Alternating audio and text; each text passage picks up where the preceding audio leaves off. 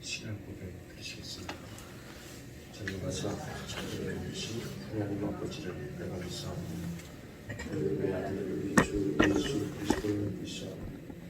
이는 성령으로 함께하사 영원히 말씀하시고 우리 모두에게 하시사 십자가의 답변을 주시고 장사인지 삶만의 죽은 자 가운데서 다시 살아나시고 하늘에서 전능하신 하나님 불편을 감사드리사 저에서 산자와 죽은 자를 심판하시고 믿사오며 거룩한 공유와 성도가 서로 교통하는 것과 죄를 사해 주시는 것과 몸이 다시 사는 것과 영원히 사는 것을 믿사옵나이다. 아멘. 찬송가 527장 찬양 들으시겠습니다. 527장입니다.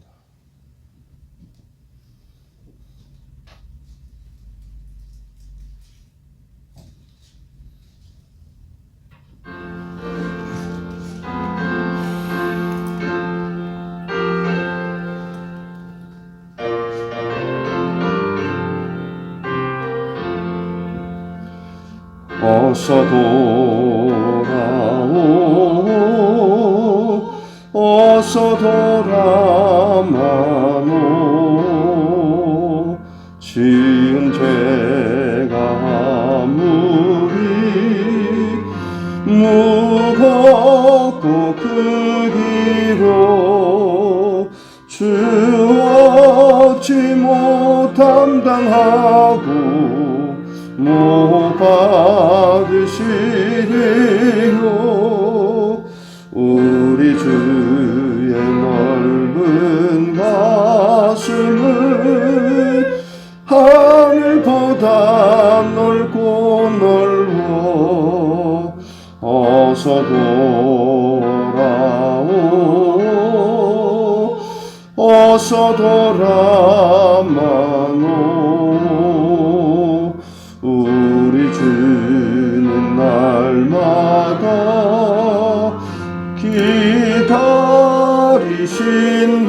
기다리신다고 밤마다 문 열어놓고 마음 졸이시며 나간 자식 돌아오기만 밤새 기다리신다고 어서 돌아오 어서 돌아마노 우리 진짜 아파도 주님의 손으로 때리시고 만져 위로해 주시니 우리 주의 넓은 도로 어서 돌아오소서. 하나님의 말씀은 사도행전 10장 37절 말씀부터 43절 말씀까지 보시겠습니다.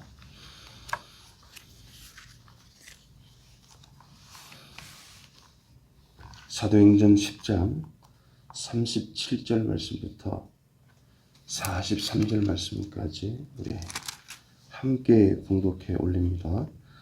곧 요한이 그 세례를 반포한 후에 갈릴리에서 시작하여 온 유대에 두루 전파된 그것을 너희도 알거니와 하나님이 나사렛 예수에게 성령과 능력을 기름 붓듯 하셨음에 그가 두루 다니시며 선한 일을 행하시고 마귀에게 눌린 모든 사람을 고치셨으니 이는 하나님이 함께 하셨습니다. 우리는 유대인의 땅과 예루살렘에서 그가 행하신 모든 일의 증인이라.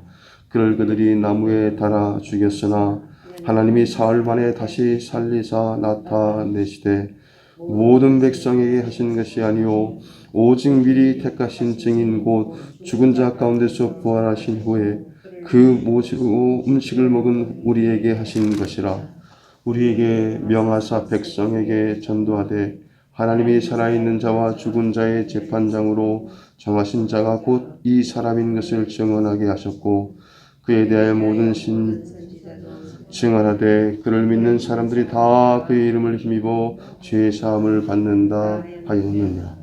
아멘.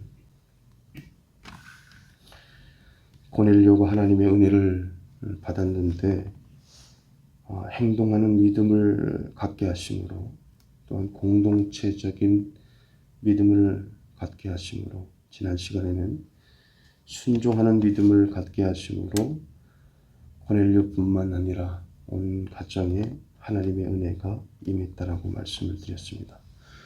오늘은 마지막 시간인데 고넬료가 하나님의 은혜를 받았는데 이 복음적인 믿음을 가졌다는 것입니다.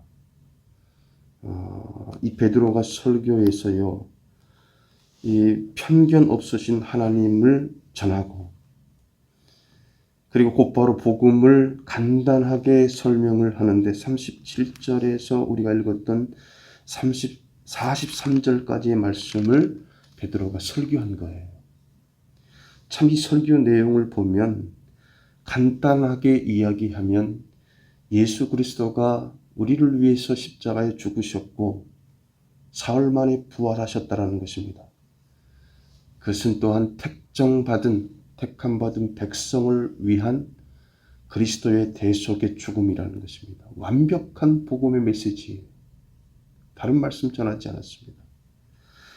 그때 고넬료 식구들과 동료들도요, 복음에 대해서 어느 정도 소식을 듣고 있었기 때문에 베드로는 37절 말씀에서 너희도 알거니와 라고 말씀하고 있는 거예요. 그리고 간단하게 복음을 전하기 시작하는데, 즉 요한의 세례부터 시작해서요, 갈릴리, 유대 그리고 예루살렘에서의 예수님의 사역을 간단히 묘사하고 예수님의 치유와 선행들, 십자가, 부활, 그리고 부활 이후의 현현에 대해서 계속해서 말씀하고 있습니다. 자, 중요한 것은 이겁니다. 복음을 전할 때 안수나 세례나 기도도 없이요, 말씀 듣는 모든 사람에게 성령이 임한 것은 이때로부터 처음 일어난 일이에요.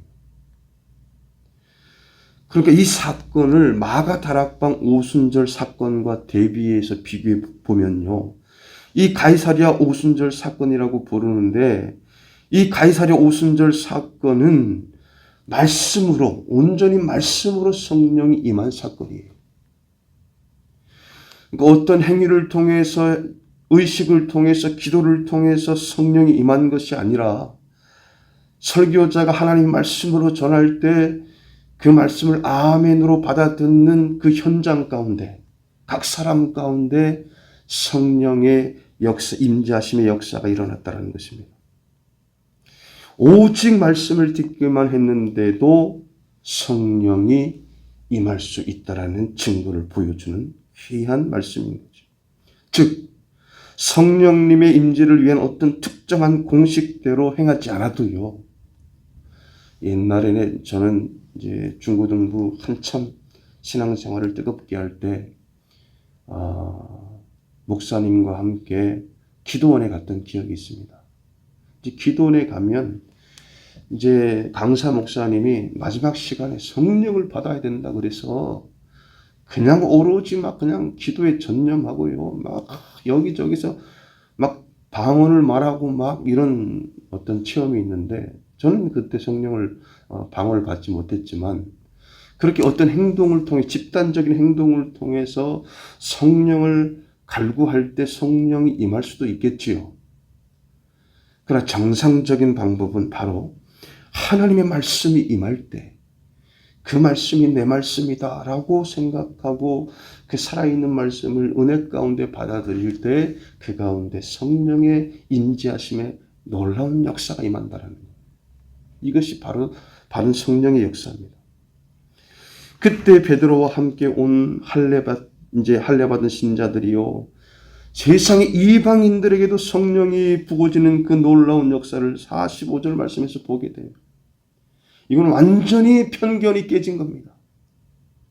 이방인에게도 성령이 임하는 이 역사를 통해서 유대인들이 오랜 통렬이 깨트리는 장면이, 그러니까 유대교에서 기독교로 개종한 신자들은요, 이방인들도 구원을 받고 성령을 받을 수 있다는 사실에 충격을 먹은 거예요. 충격을 먹었어요. 이방인들도 방언을 말하며 하나님을 높이는 것을 보고요, 베드로가 그들에게 세례를 베풀라고 그렇게 48절 말씀에 말씀하고 있어요. 성령이 임한 사실을 보고 세례를 베푼 것입니다. 이때로부터 이방인 선교의 문이 본격적으로 열리기 시작한 거예요. 그래서 바울이 이 이방인 선교는요, 이 가이사랴 오순절 사건을 통한 베드로의 이방인 전도가 바로 시발점이 된 것입니다. 여러분, 마가 다락방에서는요, 간절히 기도할 때 성령이 임했습니다. 예수님께서 성령을 기다리라고 하셨으니 간절히 기도함으로 기다려서 각 사람에게 성령이 임한 것이 바로 마가 다락방 성령의 역사예요. 그런데 가이사랴 고넬료 집에서는 그냥 복음을 들었는데도 불구하고 복음을 그냥 들었는데 성령이 임했다라는 겁니다. 이 사실은 여러분, 하나님의 말씀을 전하는 목사님의 말씀을 통해서도 성령이 임할 수도 있지만요, 여러분들이 하나님의 말씀을 묵상할 때, 이 말씀은 살아계신 하나님의 말씀이니까 말씀을 묵상할 때 성령이 임할 수 있다라는 증거가 되는 거예요. 여러분, 이 말씀은 국어책이 아니어서 성령의 감동으로 쓰여진 책이기 때문에, 말씀이기 때문에 여러분들이 국어책 읽듯이 읽어 내려가면은 그냥 국어책 읽는 거예요. 그러나 성령의 조명하시는 역사를 통해서 제가 읽겠습니다, 성령님 조명해 주십시오라고 여러분들이 기도하는 순간 성령께서는 이 한 말씀 한 말씀이 여러분들의 가슴 속에 새기게 만드시는 거예요. 은혜가 넘치게 만드시는 거예요. 여러분, 성령의 바람은 임의로 불지만요, 어떤 경우에는 이 복음적인 진실한 믿음, 이 성령이 임하는 필수적인 전제가 된다는 거예요. 여러분이 간과해서는 안 될 내용이, 하나님의 말씀을 들었는데 말씀 가운데 지금 성령이 임했다라고 말씀하고 있는데, 중요한 것은 이 말씀이 복음을 전했다라는 거예요. 복음을 전할 때 성령의 뜨거운 역사가 임재했다라는 겁니다. 그래서 우리가 복음을 전할 때, 이 복음적인 믿음을 가지고 있을 때 하나님께서 성령의 뜨거운 역사뿐만 아니라 우리가 모든 것을 할 수 있는 능력의 소유자가 되는 것입니다. 여러분, 복음적인 믿음 중심으로 인생을 살게 하시는 거죠. 복음이라는 것은 무엇입니까? 예수 그리스도의 대속의 죽음과 부활이에요. 다른 거 없습니다.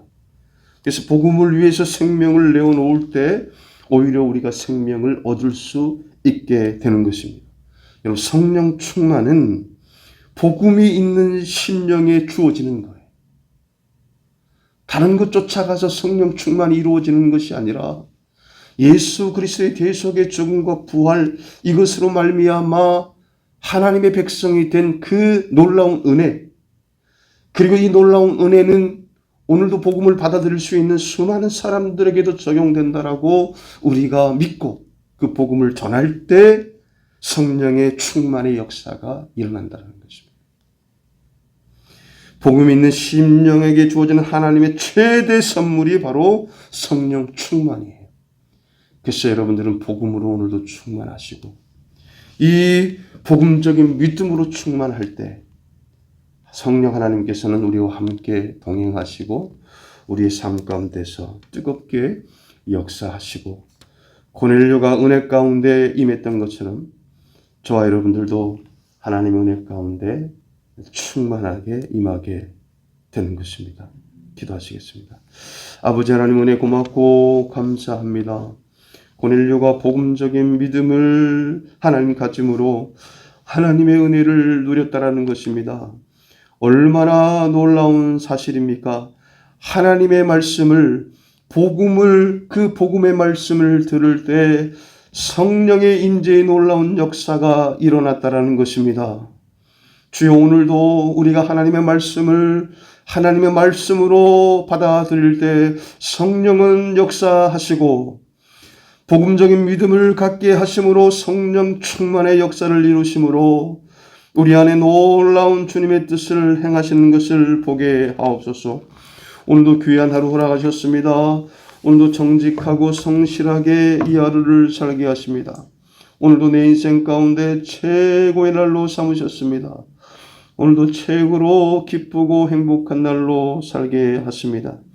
오늘도 간절하게 하나님의 치유의 손길을 기다리는 우리 사랑하는 환우 한 분 한 분을 지켜주시고 치료의 광선이 하나님 바래져서 회복되는 놀라운 역사가 일어나게 하십니다. 예수님의 이름으로 기도합니다. 아멘. 하늘에 계신 우리 아버지요, 이름이 거룩히 여김을 받으시오며 나라 임하옵시며 뜻이 하늘에서 이룬 것 같이 땅에서도 이루어지리이다.